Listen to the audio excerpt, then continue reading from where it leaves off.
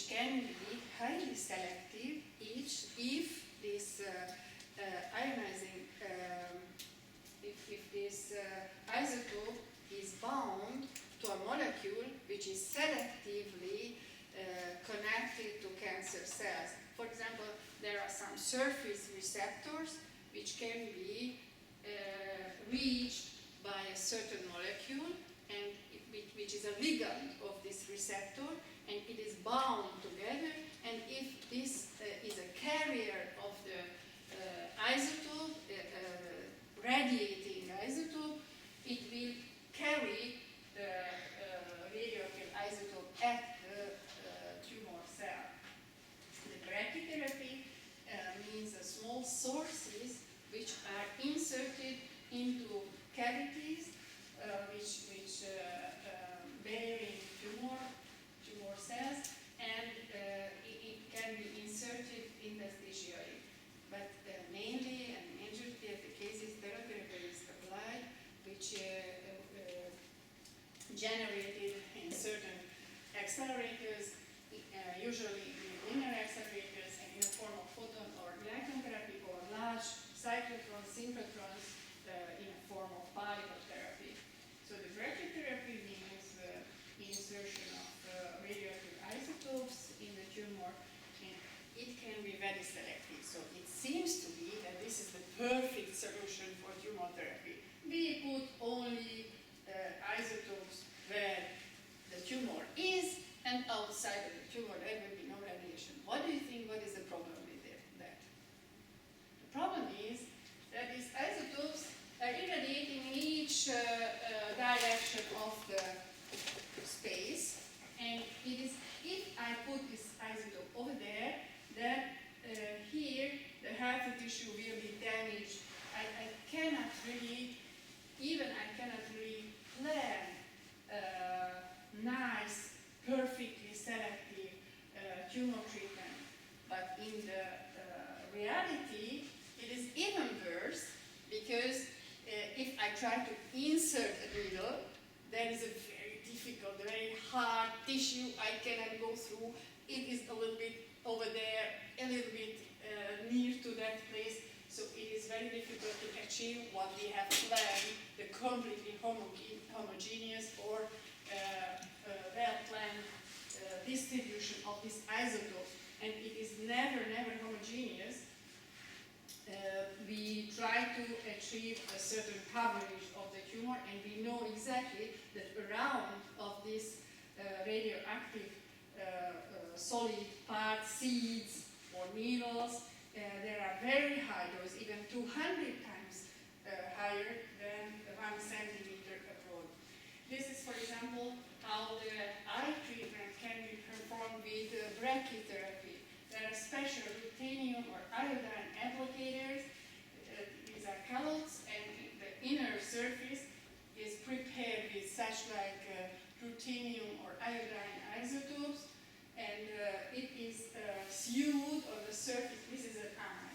It is sewed on the surface of the eye, and it stays around 10 days, and it is irradiating the eye internal surface. And it is the usual method of treating uveal melanoma, but there is an alternative to treat uveal melanoma, we will see later. The brachytherapy is mainly applied or was introduced in gynecological tumors because of the cavities via the vagina and the cervical cavity. The cervix tumors and the uterine tumors were treated, and even now treated with brachytherapy. The interstitial brachytherapy can be applied for head and neck cases, and recently there are good results with breast treatment. And the most frequently applied form of brachytherapy is the prostate brachytherapy. You see that this is the rectum of the patient, but the patient leg is like this, and in the middle, above the rectum, needles can be inserted in between 18 and 20 needles. Of course, the patient is in anesthesia. And if such like beautiful distribution of the seeds can be achieved, it is acquired with radiation. But unfortunately, in the reality, it is a very nice distribution of isotopes, seeds. It is much less, and you can see that some of them are very close to each other, and there is a space which is not well distributed, but you can see here are the needles. This is the high-dose afterloader technique, or this is the permanent seed technique with iodine seeds. And therefore, the brachytherapy has an important role, but a small place in the palette of the radiotherapy. The majority of the radiation oncology units are used teletherapy for the patient, which was a very simple device at the beginning, Röntgen tube, an X-ray tube, with a very, very small possibility to change any parameters. You can see that some angle could be chosen, and only one field size. And of course, this guy was not a long-living person. And 30 years ago, it is not in the late past, it is already in some decades ago, there was the method how the patients were irradiated with estimation of the tumor localization, estimation of the distance and distances, and using this orthovoltage 250 or 300 kilovoltage machines with a lot of restriction. Nowadays, at least multi-leaf collimators can be adapted to the field size, to the target shape, and the gantry can be turned around the table, and the collimator can be changed.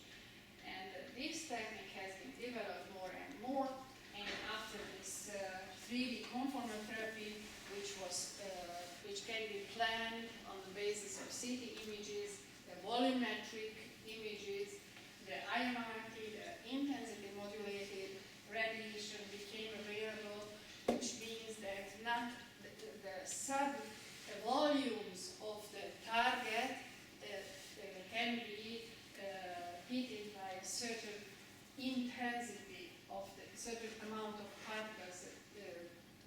So not only in 2 dimensions can we shape a field, but in depth as well.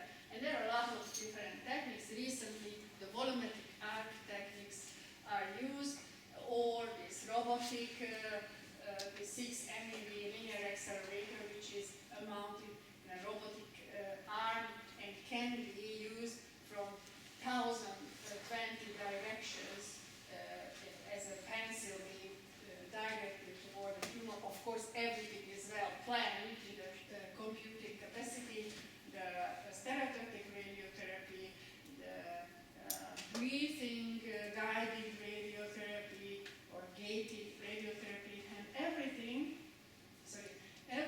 has to be very well controlled. So not only the planning, the delivery of the radiation, but the control of the radiation delivery and the control of the patient position has been developed recently quite a lot. And in the middle of the last century, the possibility of the hadronotherapy occurred as LS. We will speak about later.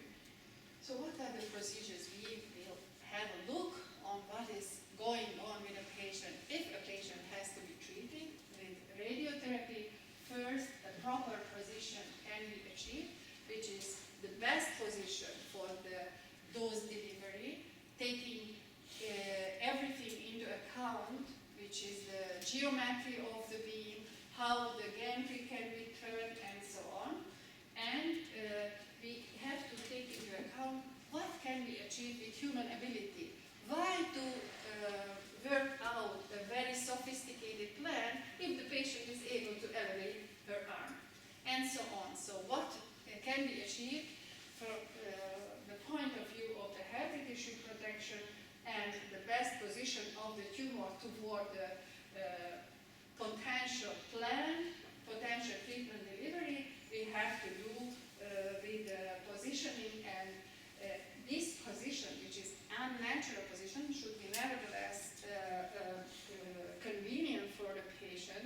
otherwise she or he is moving and it's not good.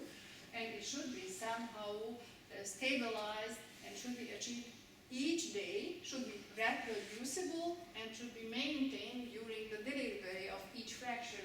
So both the intra and interfraction stability should be high, and a lot of methods, vacuum pillows and thermoplastic mass fixation can be used for that. And thereafter, the imaging is performed, and using all of the images which are available to visualize the tumor and the healthy tissues should be used, because a lot of work is starting to contour the tumors, the tumor borders, to contour the potential of clinic, risk organs at risk, yes, everything which should be taken into account for the calculation, and to define the potential spread of the tumor, the clinical target volume, and we have to take into account the uncertainties which may occur, and we have to define a little bit larger planning target volume, which will be given to the physicist with a certain dose prescription. Please provide a homogeneous, or in this sub-volume this and this dose. So we prescribe the dose to the tumor, and we prescribe the constraints for the organs at risk. And everything after the computation of the plans should be evaluated, and always the best compromise should be achieved. And the treatment delivery must take place with a lot of imaging controls, controlling the patient position, whether really the things are going there where we want it. And after a while, we have to control as well as whether is there anatomical changes occurring in the treated region, in the treated volume, because a lot of changes may occur. Hopefully, the tumor will shrink, but there are other inflammatory changes. I may change this. I can switch it off. Yes. Who put the arm who would like to switch it off?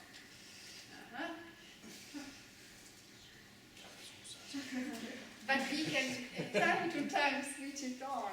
So if you are bored, please let me know. And if you have any questions, please ask. Up to now, only I have asked questions. It seems to be is the topic, not everybody for daily routine. Okay, some images, how positioning and especially fixation or immobilization can take place for head and neck, for thoracic irradiation, for pelvic irradiation, and the larger areas are covered with masked batteries, the immobilization. For example, for irradiating the brain and the spinal cord, as well as this is called neuroaxis or craniospinal irradiation. Sometimes it is necessary. We can use such like a vacuum pillow in combination with thermoplastic mass fixation, or almost a total body thermoplastic mass fixation on the same base plate. And it can be, you can see the slots, removed after each fraction and put back, and there are long landmarks on it to have the laser alignment correctly and to reposition the patient with higher accuracy. Of course, all of these devices should be used for the imaging, because we have to reproduce this position, which is used for planning images and planning each day during the treatment delivery. And each kind of volumetric imaging can be used. We need for actually, in the majority of the cases, because there are later development using directly MRI, but we need always the CT images, because the TPS programs, the planning programs, are working with the electron density, so we need information from each voxel from the CT, but we can use image fusion in order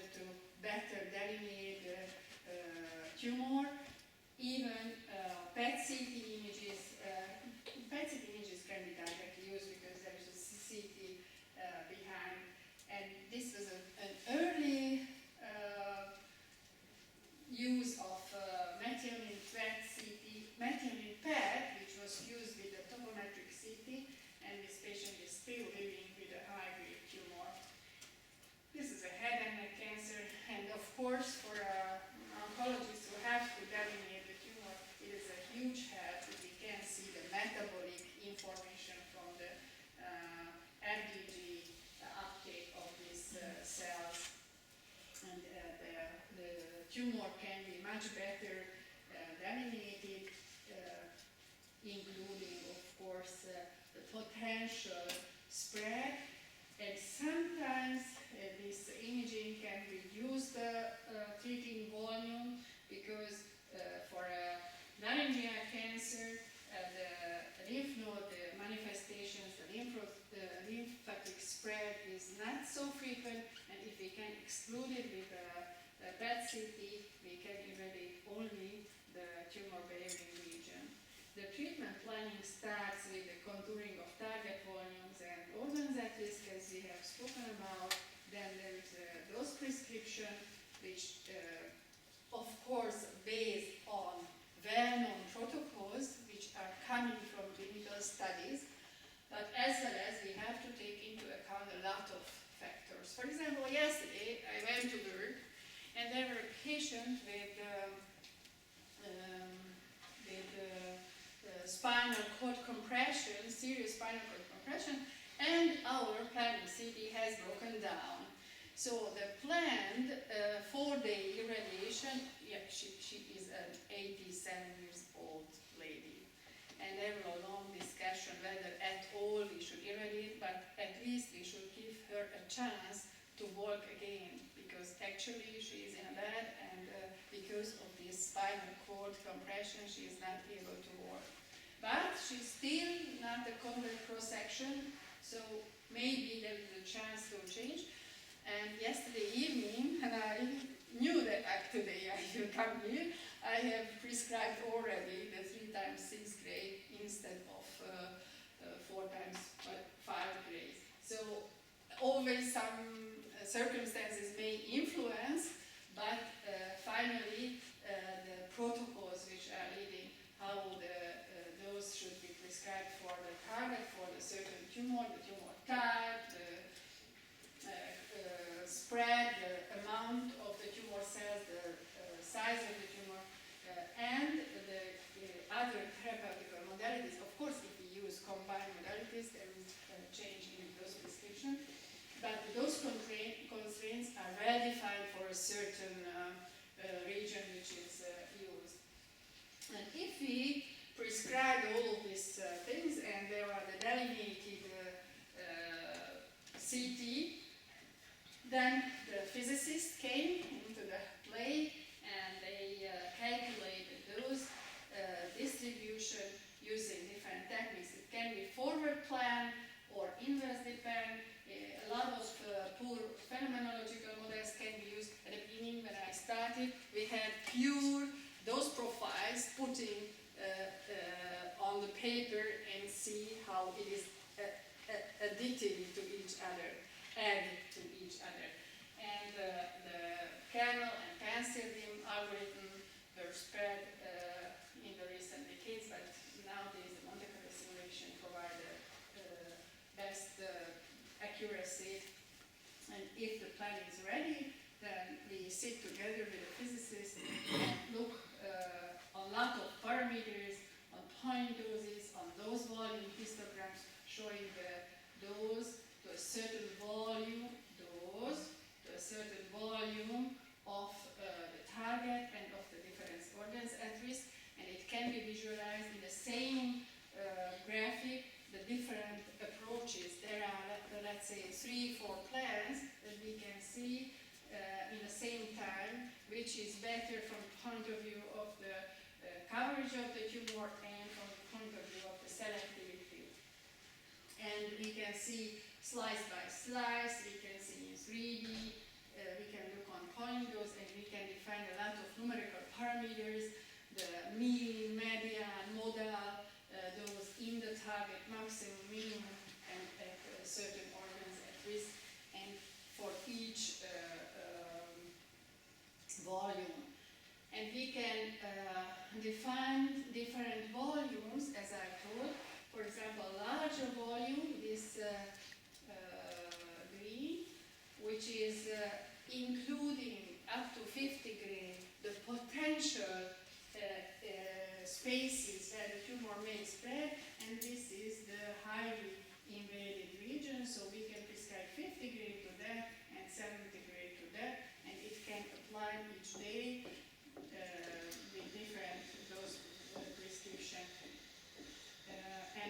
finally, we can define the coverage index, the conformity index, the homogeneity, and in order to achieve really the effect what we want in terms of treating a cancer patient, we have to control everything each day, weekly, monthly, yearly. It means the procedures of the whole department, the procedures of one patient coming to the department, the decision procedures, the protocols, the physician works, and as well as we have to control the whole integrated system, including the machines, including the operation conditions, the planning system, including the very simple thing that, for example, the laser alignment at the CT and the linear accelerators should be controlled, and whether the dose is really delivered what is planned, and so on, appropriate calibration. So this whole machinery system and integrated system should be controlled, and it has different administrative outcome. Yes, how to measure this, I think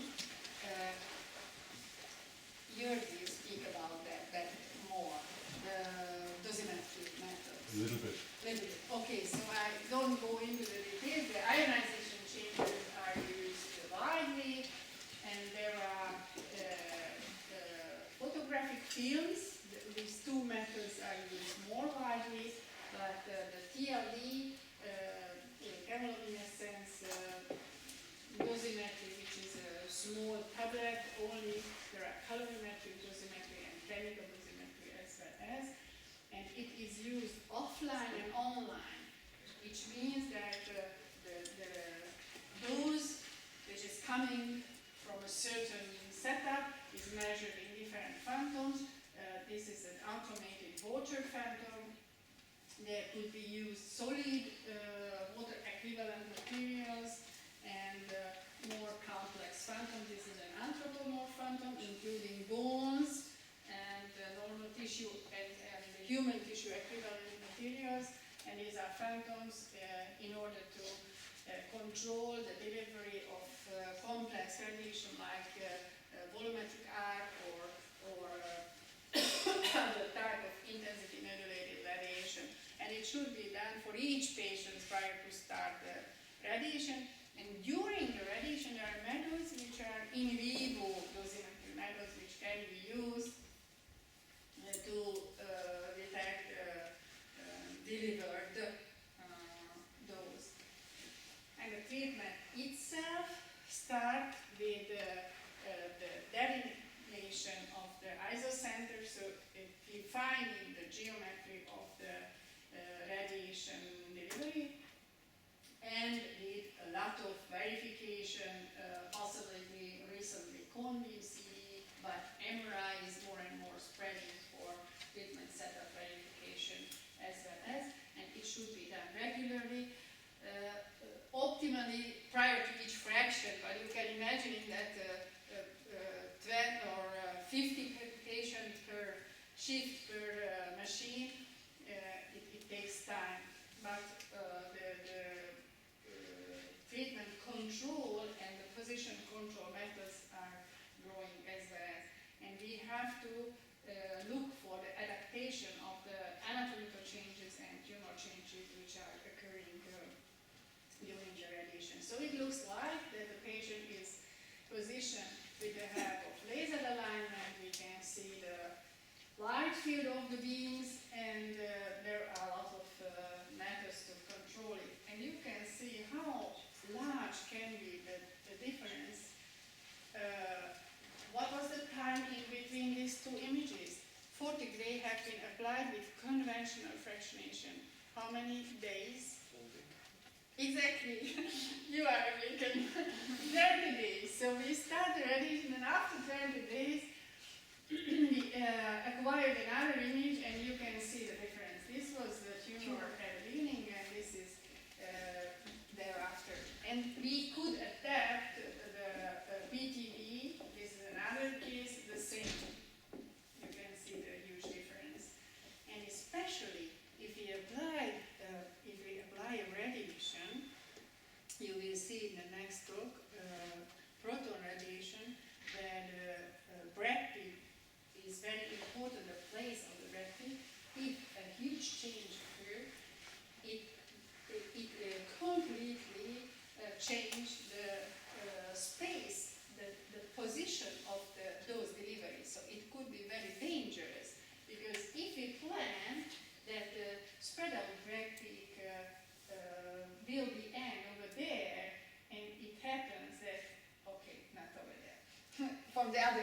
direction. We have planned that the spread of backbeat, let's say from this direction, will be over there, and this change like this, then we will irradiate a lot of health issues with the end of the spread of backbeat, which is dangerous because it has a higher biological activity. So keep in mind that we have to really control the anatomical changes during the radiation. That I have already told. And but we have started 20 minutes later because of your arrival. So I quickly change. On the other hand, I would like to say some words about charged particles.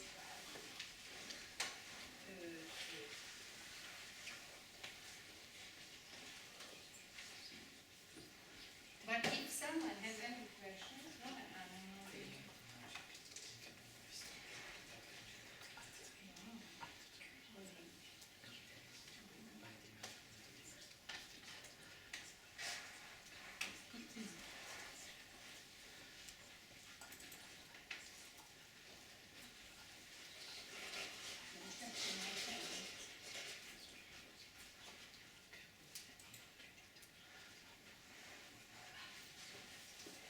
sorry. So, we have seen already these pictures, and we continue from here. So, the photon and electron, the linear accelerator technique has reached its maximum from the point of view of selectivity, effectivity, and accuracy of those deliveries. But there is an emerging other method.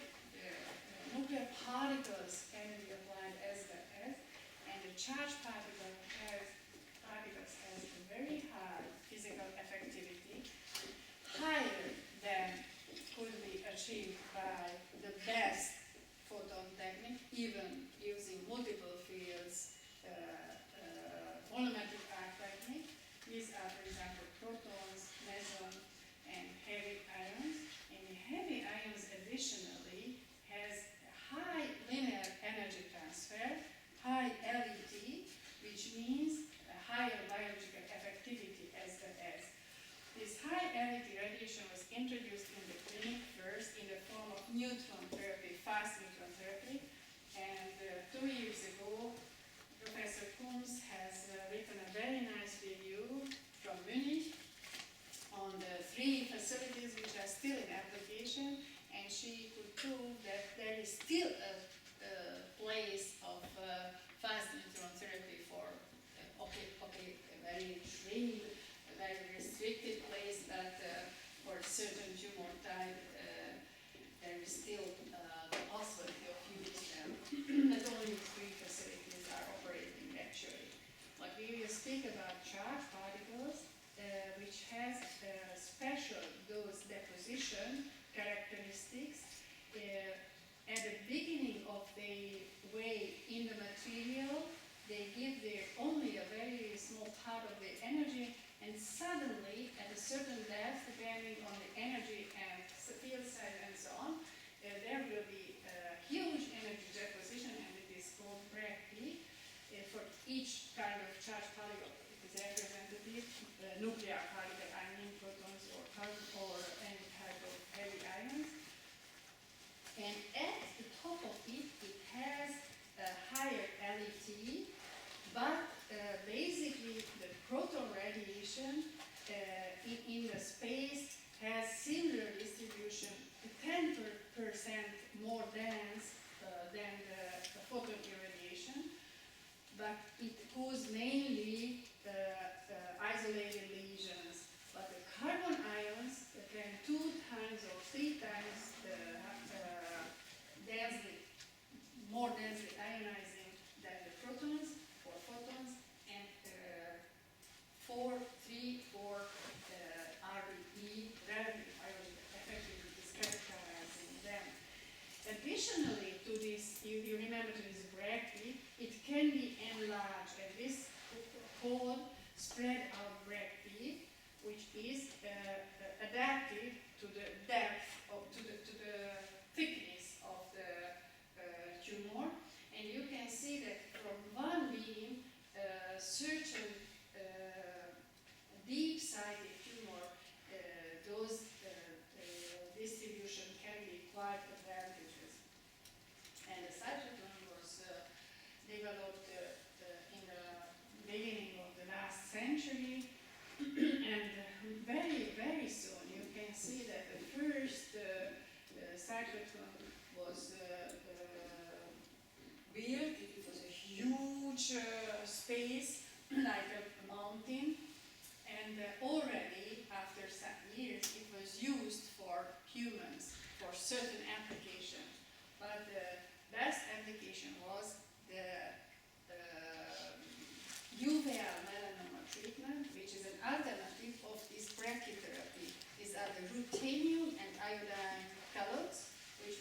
smooth on the surface of the eye.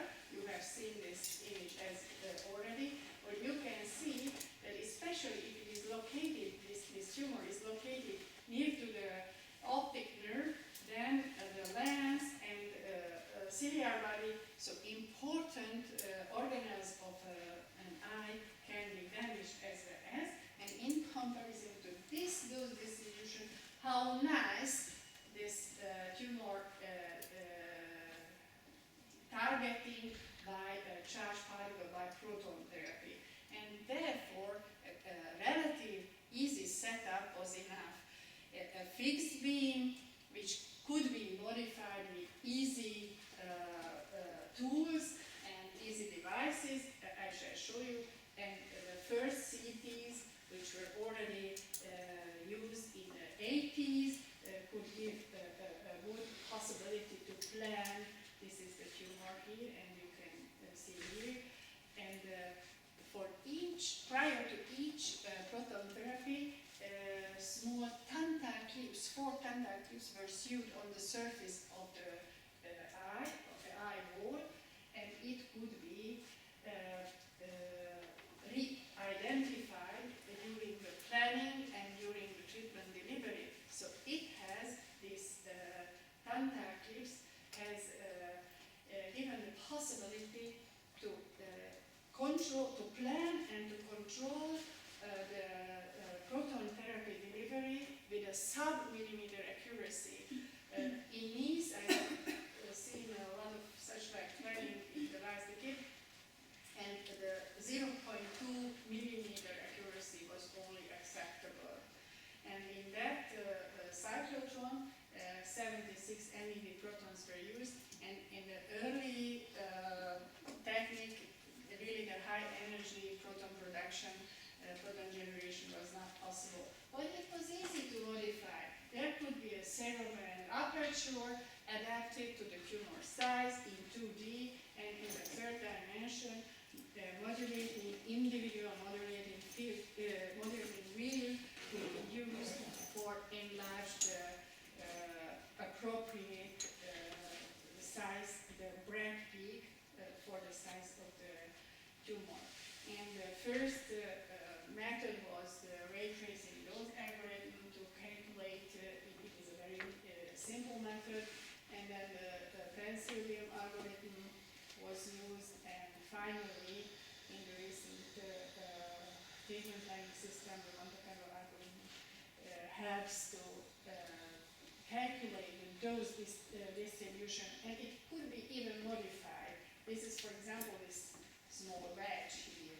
This is the fixed beam, and this is the diode, which is the patient looking on, and the eye is enlarged like this in a monitor, and a circle is drawn around, and if it goes out of the circle, then the beam stops immediately. These are manual methods, but I want you to mention as a history of proton therapy development, and a lot of patients have been treated like this with this easy method, and the only side effect was this small entrance of the beam, a small pigmentation of the eye.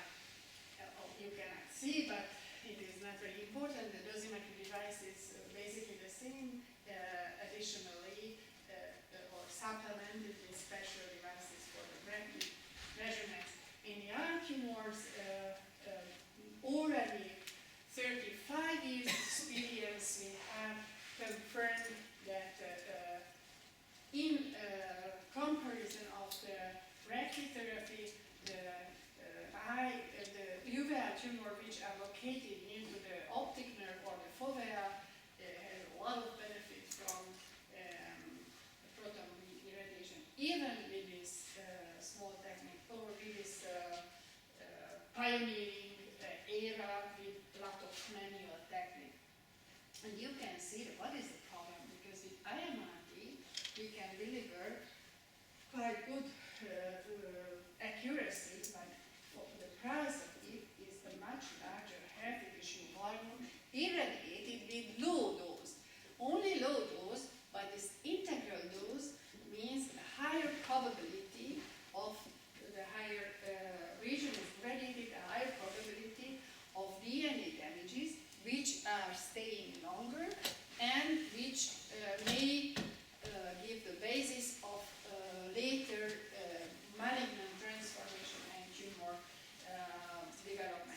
And only some examples I go through very quickly. So the first approach was cophysectomy and UVL melanoma treatment with protons, but recently each kind of tumor-bearing patient can benefit from this highly selective methods to be treated.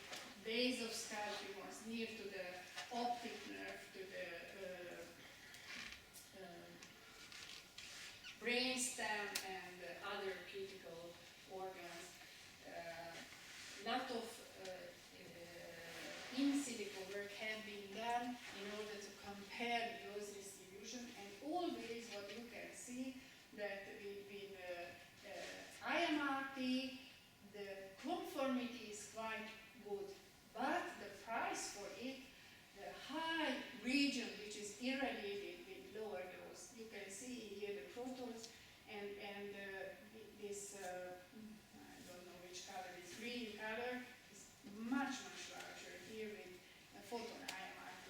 And for all type of this, and it is especially very important for childhood malignancy.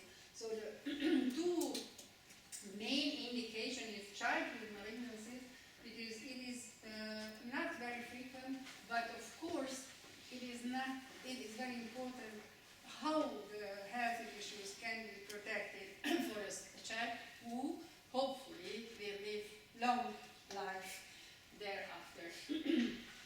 There are special techniques which are very difficult.